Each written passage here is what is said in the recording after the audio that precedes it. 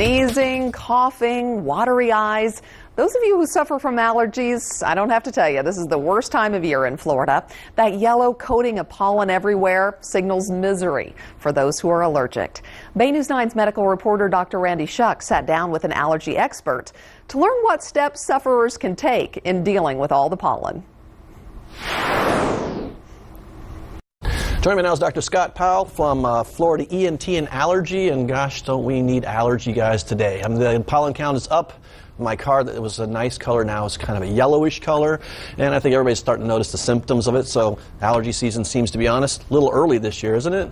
Yeah, this year started almost January. I mean, honestly, without having a freeze for many years, it's really never stopped. Yeah, and of the things we have, obviously, there are certain seasons because certain things come and blossom. I have oak trees across the street, so I hear that's the big guy, too, but there's other ones you were talking about. Yeah, the oak obviously gets all the press, all the green-colored cars and all the problems from above, but a lot of the palm trees are the ones that get people a lot. They don't think about it, but they're decorating all these yards, and they're everywhere as well. Sure, now I've got tons of palm trees in my yard, oak trees across the way. Doesn't matter if they're in the neighborhood, they're going to come this way, especially with the wind. Had a lot of wind recently. Yep. Hot, dry wind tends to bring stuff from other places, but also kind of stirs up our area too, right? That's right. So obviously the wind carries things as far as they can go. The problem was even when it rains, it's a little bit of reprieve when it's raining, but as soon as that rain stops, the trees takes that opportunity to spew their pollen. Which is a good thing for us because we have that pretty stuff around us. Duration-wise, you know anything about the oak tree duration? So I've been trying to get my neighbor to cut his down for a while. There's a law against that for some reason. They want to keep the trees around. Yeah, definitely the spring season is the tree season. So unfortunately for us, our winter kind of never happened. Sure. So our spring started earlier, and you'll go into April on that, and then just when you think you're done, summer grass season starts. Yeah, it's a year-round for those of us like myself. I have year-round allergies. Seasonal allergies, though, is kind of what we're pushing ourselves toward. And we have a lot of people come down from up north and say there's no allergies here. So, I mean, there's some misnomers about that. People have allergies. It just may take a time for them to catch up. Anybody who's never had allergies show up in Florida and get allergies? Yeah, I mean, Florida's unique. There's some that are obviously across the country, but southeast there's definitely different pollens down here. Up to 2 years before you fully develop new allergens to what's in the area. Perennial allergies like dust mites and so forth, that's going to attack people. The problem I tell people in Florida, we tend not to have the TV version of allergies of sniffy nose, scratchy eyes. It's a lot of times just chronic levels of congestion. They don't know what it's like to be normal. I'm one of those. I didn't know this was for anything other than blowing. I didn't know if it really actually brings air in. So I've had allergies for all my life. I was born and raised here, obviously, so issues with that. Went through all the different treatments. Talk about the treatments to see if there's anything better now or anything different. Yeah, some people have seasonal issues where they'll just do just the spraying, and the topical sprays now, which are over the counter, like the Flonazes and the Nasocorts, work pretty well. We've talked before about some of the antihistamines and chronic use and some of the theoretical risks that come with that. Ultimately, if it becomes a recurrent issue season after season, now obviously allergy shots have been around for a long time, and they help a lot of patients. They do require some time dependence. A late push we're trying to go for a lot of times are allergy drops. Those are nice because you put them under your tongue. They're done at home. Unfortunately, insurances tend not to cover them, but the convenience can't be matched. Sure, and that's better than having to show up at the doctor's office, get your shot, wait around for that few minutes, and go on. So it sounds like a nice piece. When we talk about allergies, though, we're talking about the body's reaction to a normal thing. So I always say avoidance is our primary piece. So if we're looking at avoidance, how do you avoid it in here in Florida? Well, the outside stuff's pretty hard, but obviously, good filtration inside the house. We talked earlier about washing cars and trying to get as much pollen out of the picture as possible.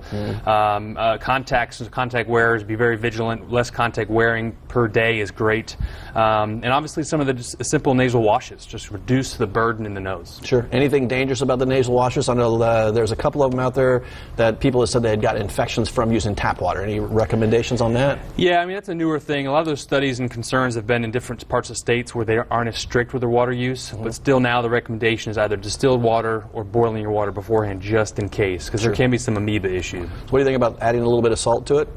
Absolutely. Without salt, those patients would be absolutely miserable. So they come now, nice salt packets, they're combo packets, baking soda, salt. So for the most part, once you get used to it, there's no any burning involved. Sure, but just straight water, it causes a lot of irritation to the sinuses itself, which can actually make the symptoms even worse. Much worse. Hypercongestion, yeah. So obviously be careful with that. Make sure you're using the stuff. If you're making your own, how much salt would you put in a glass? Roughly, and the key of the salt, too, is kosher salt. You don't do table salt because that is preservative. So kosher salt, which you can get, and the key with that is a couple couple tablespoons to 1 tablespoon of baking soda. That's roughly the regimen you want to look for. And then you can titrate a little bit here, a little bit there. Perfect. All right, so it gives us a little bit of do-it-yourself stuff. So when we have these allergies, they come up here, it's the allergen, the pollen, whatever it is, comes up in our nose, causes some irritation, nasal congestion being one thing. But as you're saying, chronic congestions, chronic sinus issues, chronic infections, colds, flus? Well, it kind of primes the pump. So anytime you have this chronic congestion, your openings to your sinuses are that much smaller, so less congestion needed for a cold, and then needed for chronic infections, and then the snowball starts. You never actually recover back to any normalcy. So in that sense, you're priming the pump for any type of flu season, for allergy season, for infection season. You're just ready for the infection. Sure. Now we know that kind of drains our immune system, makes so we can't fight as well. But in young kids, actually has studies about them not doing as well in school too. If they have allergies at nighttime, they don't sleep as well. What do you recommend for them? Well, for kids, a lot of times now, a lot of the sprays are being able to be used younger and younger, so that's nice. Intermittently, a lot of times it's much easier in kids to use the Zyrtec and Claritins by mouth because most kids do not like sprays. I try to push it, because if kids get used to it early, it's part of the regimen, they just deal with it. Sure. Now, nose sprays, I want to kind of make sure we're talking about the right things, because a lot of people look at those nose sprays and you go to the pharmacy and there's 1,000 of them. Right. And a lot of them have some bad habit-forming conditions. So we're talking about over-the-counter nasal steroids. That's correct. We're not talking about the decongestant ones. Talk about the decongestants just real quick. Yeah, it's a great point, because now over-the-counter is too generic, right? So the Flonases are safe for long-term use, but the Afrin, the neosynephrins, the 5-way, 4-way, different terms, those have a hyper-decongestant component, and over time the nose becomes dependent, and without it you get hypercongestion, which requires more spraying, and you get stuck in a cycle where I have patients who have a bottle in their pocket, in their car, in their house, and they're everywhere because they're completely dependent on that to breathe at all. And how long does it get to get over that? I mean, obviously, once you start that cycle, you really don't want to because you can't breathe. Yeah, and a lot of times we have to wean them off of that with some steroids and some hand-holding because they're so dependent on it, especially nighttime sleeping. And so it takes a little while, but if you kind of tell them why you're doing it and give them some steroid to wean them off, it takes a few days, but they're back in action. They're happy once it's over. Sure. Now, obviously, allergy season, Florida, more often than not, we're in allergy season. This time of year, decreasing the amount of pollen that we have around us, trying to avoid it if we can, change the filters in the house and in the car, wash things as much as possible, contacts change obviously as much as we can too. Antihistamines, prescription over the counter, about the same now. There's no specific difference. No sprays over the counter is about the same as well. Be very careful which ones you use. Anything else you want to give us as far as getting us out of this hole? Well, I know a lot of people come in and ask about air filtration units in their house and so forth, and I tell people they work, but as soon as that air conditioning turns on, that whole room is starting over. So if the central system is working and you start from the ground up, you have the best chance for working. And then from there, it's just least amount of medication as possible, and eventually if you needed that, that's fine.